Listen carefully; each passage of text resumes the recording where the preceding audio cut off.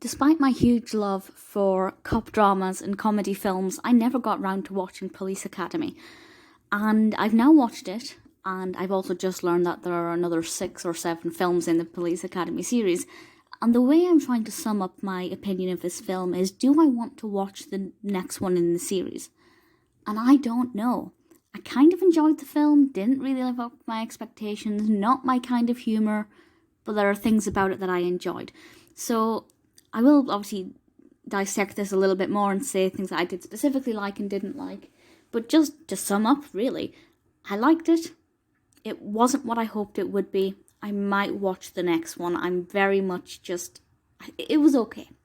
It was released in 1984, directed by Hugh Wilson, screenplays by Pat Proft and Neal Israel, with a pretty great cast, among others, Steve Guttenberg, Kim Cattrall, Bubba Smith, a few other names that I recognise here and there.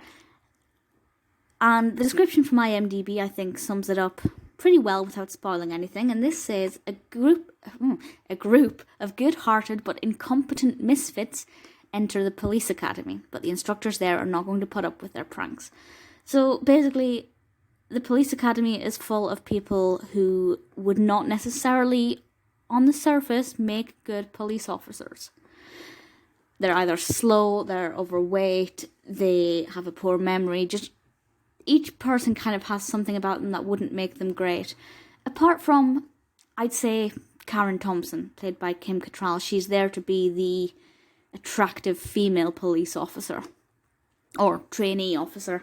And as much as I think that was a cliche, I do think that the character's great and she does add value to it. So credit where credit's due.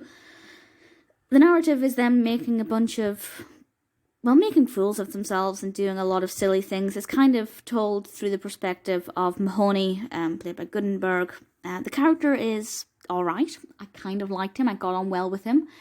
But I think a lot of the silly humour just isn't to my taste. Some of it was okay, and I have to say the film did 2 things particularly very well. First of all, the pacing was amazing. It never slowed down. It got going really quickly. I thought we'd be setting up for 40 minutes until we actually got to the academy. But I'd say, I don't know, maybe 20 minutes into it, not even that, and we were at the academy already, so that was pretty great. And it does kind of pick up the pace a lot. The locations are different. It's not just set within the walls of the academy. There are all kind of different things going on to test them. And the other thing that I loved is the soundtrack. The music selection is incredible. It's rare that given that I'm narrative driven rather than cinematic, it's rare that I will pick up a soundtrack on a film that is not being advertised as a musical. It's something that I kind of have in the background. But this, really, it stood out and it was absolutely fantastic and I really loved that. Would I watch it again? I don't think I'd watch this film again, just because the humour isn't necessarily to my liking, but I can appreciate a lot of aspects in this that make it a good film.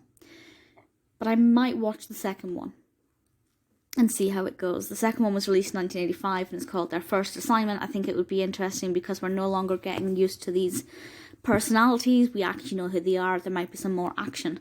I didn't think it was very funny, but I'm not a fan of Screwball. So had I known it was Screwball in advance, I may not have been too eager to watch it.